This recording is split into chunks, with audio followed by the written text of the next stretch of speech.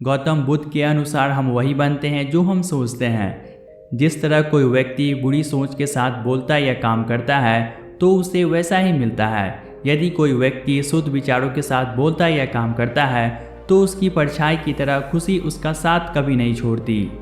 हमें हमेशा अपना काम करना चाहिए, कभी भी भविष्य के बारे में नहीं सोचना चाहिए। परिश्रम करते समय अपने अतीत पर नहीं उलझना चाहिए। बस जिस समय जो काम कर रहे हैं उसी काम पर लगा रहना चाहिए। इसी से आपको खुशी मिलेगी। अगर आप किसी भी चीज़ को पूरे मन से चाह लो तो आप उसे ज़रूर से हासिल कर सकते हैं। यह मैं नहीं कह रहा, ये महापुरुषों का कहना है, लेकिन ये सत्य है। तो हम जो चाहते हैं वो क्यों नहीं मिलता? चाहत तो हर इंसान की है कि मेरे पास ढेर सारे पैसा हो, दुनिया की हर एक सुख सुविधाएँ हो। ये सब सोचने की बात है। देखा जाए तो इसमें दो चीज़ें सामने आती है। या तो वो महापुरुष गलत हैं जो कहते हैं जो आप सोचोगे वो आपको मिलेगा, या हो सकता है हम गलत हों। आज की कहानी से आप ये सीखेंगे कि कोई भी काम अपने मन से कैसे करवाई जाती है, मन में किसी बात का बीज कैसे बोया जाता है। इस कहानी से आप अच्छी तरह समझ जाएंगे और आप इससे यह भी समझ पाएंगे कि आकर्षण का नियम लॉ ऑफ अट्रैक्शन कैसे काम करता है। कहानी छोटी सी ज़रूर है, लेकिन आप इससे काफ़ी कुछ सीखने वाले हैं। आप कहानी में खो जाएं इससे पहले आप इस चैनल को सब्सक्राइब कर लीजिए, साथ ही वीडियो को लाइक कर दीजिए। एक बार की बात है, एक आदमी के जीवन में सिर्फ दुख ही दुख था। वो जो भी काम करता वो काम पूरा ही नहीं हो पाता। घर में आता तो सब उसका मजाक उड़ाता, किसी से सहायता मांगता तो कोई उसकी मदद भी नहीं करता। ऐसा लगता सारा दुख उसी पर टूट पड़ा है। उसे समझ नहीं आ रहा था इन दुखों से छुटकारा कैसे मिलेगी। दिन रात वह यही सोचता रहता, जिस कारण उसे रात को नींद भी नहीं आती थी। उसकी आंखों के चारों ओर काले घेरे बन गए थे, जिससे ये पता चल रहा था कि वह कितना चिंतित है और दुखी है। कभी कभी वह सोचता कि आत्महत्या ही कर लूँ, लेकिन वो अपने परिवार को सोचकर यह कदम नहीं उठा पा रहा था। आखिरकार उसने यह निर्णय लिया कि चाहे कुछ भी हो जाए, मुझे इस दुख से छुटकारा पाना है। चाहे मुझे कितनी भी मेहनत क्यों न करनी पड़े, लेकिन इन दुखों से छुटकारा पानी है। एक दिन वो अपने एक मित्र से पूछा, मैं अपने जीवन को कैसे सुधारूं? उसके मित्र ने बोला, तुम किसी बाबा के पास जाओ, उनके पास ऐसा मंत्र होता है कि वो किसी भी दुख को दूर कर सकते हैं। जीवन खुशियों से भर जाता है। तुम्हारे पास किसी भी चीज़ की कोई कमी नहीं रहेगी। तुम बस किसी बाबा को ढूंढ लो, तुम्हारा हर एक समस्या का समाधान हो जाएगा। यह बात उस आदमी के मन में पूरी तरह से बैठ गया था कि मेरा दुख कोई बाबा ही दूर कर सकता है। इसीलिए उसे जब भी किसी बाबा के बारे में पता चलता तो वो बाबा के पास जाता और उसका हल पूछता और कहता कि बाबा, मैं कुछ भी करने के लिए तैयार हूँ, लेकिन मेरी समस्याओं से मुझे छुटकारा दिला दीजिए। आप जो कहेंगे मैं वह करूँगा, लेकिन मेरे जीवन को सुधार दीजिए। बाबा उसे करने के लिए कुछ टोनी टोटके बताते थे और बदले में दान दक्षिणा ले लेते थे। टोना टोटका करने के बाद तुम्हारे घर में सुख शांति बनी रहेगी। बस इस टोटके को पूरी विधि के साथ करना। वह आदमी घर लौटकर आता, पूरी विधि के साथ टोनी टोटके को करता, लेकिन बहुत टोनी टोटके करने के बाद भी उसके जीवन में कुछ भी बदलाव नहीं हो पाया। इसके विपरीत उसका जीवन और ज़्यादा दुखी हो गया। जो भी बाबा उसे टोना टोटका देता था वह बदले में उससे दान दक्षिणा लेता था, जिससे उसका धीरे धीरे धन भी खत्म हो रहा था। उसके जीवन में तो और ज़्यादा दुख बढ़ गया। तब उसे लगा कि बाबाओं के पास जाने से तो मेरे जीवन में दुख कम होने ही वाला नहीं है, तो मुझे क्या करना चाहिए? बाबाओं के पास जाऊं या ना जाऊं? अगले दिन उसे एक आदमी ने बताया कि तुम अपने घर में किसी पंडित को बुलाकर हवन करवा लो। हवन होगा तो घर शुद्ध हो जाएगा, कोई भी बुरी ऊर्जा होगी, किसी की भी नज़र लगा होगा तो घर से बाहर चला जाएगा। किसी पंडित को बुलाकर पूरे विधि विधान के साथ पूजा करवा लो और हवन करवा लो, जिससे घर में सुख शांति आ जाएगी। उस आदमी के मन में यह भी बात बैठ गई और उसने एक पंडित को अपने घर पर बुलाकर हवन करवा दिया। हवन अच्छी तरह से संपन्न हुआ। बदले में पंडित जी ने फिर से दक्षिणा लिया और उसके बाद वह वहाँ से चले गए। लेकिन कुछ दिनों के बाद उस आदमी को महसूस हुआ कि उसके जीवन में अब भी कोई बदलाव नहीं आया है। अब वह आदमी पूरी तरह से दुखी हो गया था और ज़्यादा परेशान हो गया। अब तो उसे लगने लगा था मेरे जीवन में से दुख कभी ख़त्म ही नहीं होंगे, और यही सोच सोच कर उस आदमी का बुरा हाल हो गया था। फिर एक दिन उसे अपने मित्र से एक ऐसे बाबा के बारे में पता चला जो समाधान बताने के लिए कोई दान दक्षिणा नहीं लेता था। उस आदमी को लगा कि यह बाबा दूसरे बाबाओं की तरह नहीं हो सकता, क्योंकि यह दान दक्षिणा तो लेते ही नहीं हैं, तो सच में कोई सिद्ध बाबा होंगे। और यही सोचकर उस बाबा के पास पहुंच जाता है। जब वह आदमी वहां पर पहुंचता है तो वह बाबा ध्यान में बैठे हुए थे। यह देखकर वह आदमी वहीं पर चुपचाप बैठकर ध्यान से बाहर आने का उनका इंतजार करने लगा। थोड़ी ही देर बाद बाबा ने आंखें खोली तो सामने एक दुखी और परेशान युवक को बैठे देखा। उसकी आंखों के नीचे काले घेरे देखते ही समझ गए कि यह आदमी अपने जीवन से कितना परेशान है।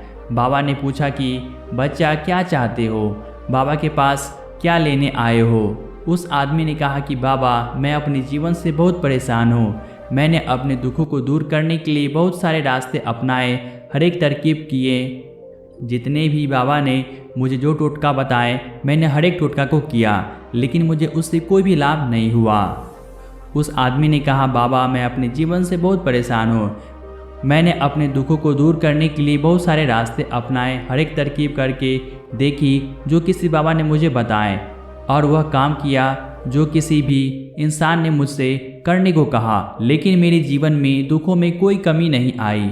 बाबा इसके विपरीत मेरे जीवन में दुख और बढ़ती चली गई। मुझे समझ नहीं आ रहा है कि मैं करूँ तो करूँ क्या। कभी कभी तो मैं सोचता हूँ कि क्यों न आत्महत्या ही कर लूँ और मुझे इस दुखों से छुटकारा मिल जाए, लेकिन अपने परिवार की सोचकर मैं यह कदम नहीं उठा पाता। मैंने आपके बारे में बहुत सुना हूँ बाबा, और मैं बहुत उम्मीद के साथ आपके पास आया हूँ। कृपया करके मुझे कोई ऐसा मार्ग बताएं जिससे मुझे अपने दुखों से छुटकारा मिल पाए। मैं अपने दुखों से छुटकारा पाने के लिए कुछ भी करने को तैयार हूँ। आप मुझे कोई भी रास्ता बताएं, चाहे वो रास्ता कितना भी कठिन क्यों न हो, मैं उसको पार करके रहूँगा। बाबा ने महसूस किया कि यह आदमी सच में बहुत ही परेशान है। बाबा ने उसकी बात सुनकर कहा कि बच्चा दुखों की दूर करने के लिए मंत्र ऐसे ही नहीं मिल जाते, मंत्र पाने के लिए कुछ करना पड़ता है। तुम कुछ कर सकते हो। यह सुनकर आदमी ने सोचा कि यह बाबा भी मुझसे दान दक्षिणा ही मांगेंगे, लेकिन और कोई रास्ता ना पाकर उस आदमी ने कहा कि बाबा आपको जितनी भी दान दक्षिणा चाहिए मैं देने के लिए तैयार हूँ, लेकिन आपका मंत्र बस सच्चा होना चाहिए, उसका फल मुझे मिलना चाहिए। उसके बाद आप जो भी दान दक्षिणा लेना चाहते हैं वह मैं दूंगा। बाबा ने कहा कि दान दक्षिणा तो बहुत छोटी सी चीज़ है, मुझे वह नहीं चाहिए। इस पर वह आदमी सोच विचार करके बोला तो बाबा मैं अंगारों पर भी चलने के लिए तैयार हूँ, आप मुझसे बस आज्ञा दीजिए। बाबा ने कहा अंगारों पर चलने वाली छोटी चीज़ मैं तुमसे नहीं कराने वाला, मैं जो तुमसे करवाने वाला हूँ वह बहुत कठिन मंत्र है, उसे पूरा कर पाओगे। उस आदमी ने कहा बाबा आप मुझे बस बताइए तो सही, मुझे करना क्या होगा, मैं कुछ भी करने को तैयार हूँ। इस पर बाबा ने उसे कहा कि यहाँ से जब तुम अपने घर जाओ तो रास्ते में अपने मन में यह बोलना कि मैं सुखी हूँ, मैं सुखी हूँ। बार बार अपने मन में यही दोहराना, और याद रहे जुबान पर नहीं आना चाहिए, यह सिर्फ मन में दोहराना है। यह सुनकर वह आदमी बोला बाबा बस इतनी सी बात, यह तो मैं चुटकी बजाकर कर लूँगा, लेकिन इससे होगा क्या। बाबा बोले कि इस मंत्र को करके देखो, वैसे भी तुमने इतने बाबाओं की बात मानी है और इतने बाबाओं की तुमने मंत्र जाप की है, साथ ही तुमने टूने टोटका भी किया है, तो इस बार तुम मेरा बात तो मान के देखो। उस आदमी ने सोचा कि बाबा कुछ दान दक्षिणा तो ले भी नहीं रहे हैं और छोटा सा मंत्र ही तो दिए हैं, इसे मैं कर लूँगा। वह बोला ठीक है बाबा, मंत्र का जाप जरूर करूँगा। वह आदमी यह कहकर वहाँ से उठकर चलने लगा, लेकिन जैसे ही वह चलने लगा पीछे से बाबा ने बोला कि बच्चा एक बात का याद रखना, जब तुम यह मंत्र अपने मन में बोलना तो तुम्हारे मन में बंदर के विचार नहीं आने चाहिए, बंदर का ख्याल भी नहीं आना चाहिए, तभी यह मंत्र सिद्ध होगा। वह आदमी बोला मुझे तो आज तक बंदर का कोई विचार नहीं आया, तो भला अब क्यों आएगा। आप चिंता मत करिए बाबा, मैं बस मन में यही बोलूँगा कि मैं सुखी हूँ, मैं सुखी हूँ, इसके अलावा बंदर का कोई विचार मेरे मन में नहीं आएगा। यह कहकर वह आदमी अपने घर की ओर चला गया।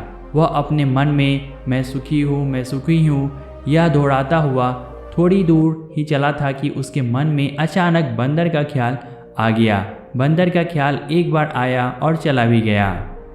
लेकिन उस आदमी ने सोचा कि आज तक मुझे बंदर का कोई भी ध्यान नहीं आया, आज बंदर का विचार क्यों आ गया। और ऐसे करके उसने उस बंदर के विचार को पकड़ लिया। वह यह भूल गया कि मुझे क्या मंत्र जाप करना है और वह बंदर के बारे में सोचने लगा। जब थोड़ी देर बाद उसे फिर से होश आया तो वह फिर से अपना वही मंत्र दोहराने लगा, मैं सुखी हूँ, मैं सुखी हूँ, मैं सुखी हूँ। लेकिन अचानक से उसे सामने एक बंदर दिखाई दिया और यह देखकर उसके मन में फिर से बंदर का विचार उठ गया और वह अपने अंदर से सुविचार को बाहर फेंकना चाहता था। वह चाहता था कि मेरे अंदर किसी भी तरह बंदर का विचार न आए। ऐसे ही सोचते सोचते वह घर पर पहुंच गया और घर पर पहुंचने के बाद अपनी पत्नी को कहा कि बंदरिया मुझे खाने दो। और जब उसे एहसास हुआ कि उसने क्या बोल दिया है तो वह अपने बाल नोचने लगा, दीवारों पर सर पटकने लगा। आज तक मुझे बंदर का कोई विचार नहीं आया और आज मुझसे ऐसी गलती क्यों हो रही है और बंदर का विचार मेरे मन में बार बार क्यों आ रहा है और मुझे हर जगह बंदर ही क्यों दिखाई दे रहा है, यह कैसी माया है। यही सोच सोच कर वह व्यक्ति रात भर सो नहीं पाया, करवटें बदलता रहा और सुबह हुई। सुबह उठकर उसी बाबा के पास पहुंच गया। उसके चरणों में गिरकर कहा कि बाबा, आज तक मुझे बंदर का कोई विचार नहीं आया, लेकिन कल से जब से आपने मुझसे कहा है कि बंदर का विचार नहीं आना चाहिए, तब से मुझे हर जगह बंदर ही बंदर नज़र आ रहे हैं। उस आदमी ने कहा कि बाबा, मुझे तो आपके पीछे पेड़ पर बैठा हुआ बंदर भी केला खाता हुआ दिखाई दे रहा है, ये सब क्या हो रहा है। बच्चा, मन का जाल एक ऐसा जाल है जिसे समझ पाना इतना आसान नहीं है। बंदर तो तुम्हारे रास्ते में पहले भी आते थे। जब तुम मेरे पास आए थे तो इन्हीं पैरों पर यह बंदर घूम रहे थे, लेकिन तब तुम्हारे ध्यान में यह बंदर नहीं था, तब तुम्हारे ध्यान में सिर्फ अपने दुख थे। इसके बाद बाबा ने उसे बताया कि बच्चा, हम जिस चीज़ से भी दूर भागना चाहते हैं वही चीज़ हमारे मन में बहुत गहरे में प्रविष्ट हो जाती है, वह हमारे अंदर मन में समा जाती है। असल में हम जिस चीज़ से भी छुटकारा पाना चाहते हैं उससे छुटकारा इसलिए पाना चाहते हैं कि वह हमारे साथ बहुत गहरे से जुड़ी हुई है और हम जितना ही उससे छुटकारा पाना चाहते हैं उतनी ही गहरी हमारे मन में बैठती चली जाती है और आखिरकार वह हमारे अंतर मन में छा जाती है। ऊपर से तो हम चाहते हैं सुखी होना कि मैं सुखी हूँ, मैं सुखी हूँ, हमारे होठ भी यही बोलते रहते हैं, लेकिन हमारे मन में दुख समाये होते हैं। हमारे मन में हमें दुख ही दुख दिखाई देते हैं। इसीलिए अपनी जुबान से बार बार यह बोलने से कि मैं सुखी हूँ, मैं सुखी हूँ, यह मंत्र हमारे अंदर मन में प्रवेश नहीं होगा। इस पर उस आदमी ने पूछा कि बाबा, लेकिन यह मंत्र हमारे अंदर मन में कैसे प्रविष्ट होगा। यह सुनकर बाबा ने कहा कि बच्चा, अपने दुखों से लड़ना बंद कर दो। जब तक तुम अपने दुखों को दूर करने की सोचते रहोगे तब तक वह दुख तुमसे चिपके रहेंगे, तब तक वह तुम्हारे अंतर मन पर छाए रहेंगे और तुम्हारे अंतर मन पर बैठे रहेंगे। और जिस दिन तुम दोनों के बारे में सोचना ही छोड़ दोगे, उन दुखों से छुटकारा पा लोगे, उसी दिन से तुम्हारी ज़िंदगी से दूर गायब हो जाएंगे। क्योंकि किसी भी चीज़ से छुटकारा पाने के लिए हमें उस चीज़ के बारे में सोचना पड़ता है और हम कितना ही उस चीज़ के बारे में सोचते हैं उतनी ही गहरी हमारे मन में प्रविष्ट होती चली जाती है। हम अधिकतर समय दुखों के बारे में ही सोचते हैं। हम यह सोचते हैं कि हमारे जीवन में दुख है और हमें इससे छुटकारा पाना है। इसी वजह से बार बार सोचने से वह दुख हमारे अंतर मन में प्रविष्ट हो जाते हैं और हमें एहसास भी नहीं होता। इसीलिए अगर तुम दुखों से छुटकारा पाना चाहते हो तो दुखों से छुटकारा पाने के बारे में सोचना छोड़ दो, तुम्हें दुखों से छुटकारा मिल जाएगा। अक्सर आदमी धूम्रपान छोड़ना चाहता है, शराब छोड़ना चाहता है, कोई भी नशा छोड़ना चाहता है। सुबह अपने आप से वादा करता है कि मैं कोई भी गलत काम नहीं करूँगा, मैं सारे नशा छोड़ दूँगा, लेकिन शाम को जब लौटता है तो नशे में चूर होकर लौटता है। ऐसा क्यों होता है कि जो हम सोचते रहते हैं वह पूरा कर ही नहीं पा रहे हैं। असल में हम उस चीज़ को बहुत ज़्यादा तवज्जो देते रहते हैं, उस चीज़ को बहुत ही ज़्यादा अहमियत दे रहे हैं। जब भी हम उस चीज़ को छोड़ने के बारे में सोचते हैं तो हम उसकी विशेषता और ज़्यादा बढ़ा देते हैं। हमारा मन उस चीज़ के बारे में जितना ज़्यादा सोचेगा, शराब या धूम्रपान छोड़ने के बारे में जितना ज़्यादा सोचेगा, हमारा मन उस चीज़ के पीछे ज़्यादा भागेगा। हमें उस चीज़ से लड़ना नहीं है, बल्कि बिना सोचे गुजर जाना है। और अगर इस मंत्र को हम समझ लेते हैं तो हम अपने जीवन में जो भी पाना चाहते हैं उसे अपने अंतर्मन में डाल सकते हैं। और एक बार वह लक्ष्य हमारे अंतर्मन में बैठ जाता है तो फिर सफलता पाने में कोई समस्या नहीं आती है। तो दोस्तों, आपको यह कहानी कैसी लगी आप हमें ज़रूर से कमेंट सेक्शन में बताइएगा। और अच्छी लगी है तो वीडियो को लाइक कीजिए, साथ ही चैनल को सब्सक्राइब कीजिए। तो आज के लिए बस इतना ही। तो मैं मिलता हूं आपसे जल्द ही एक न्यू कहानी के साथ।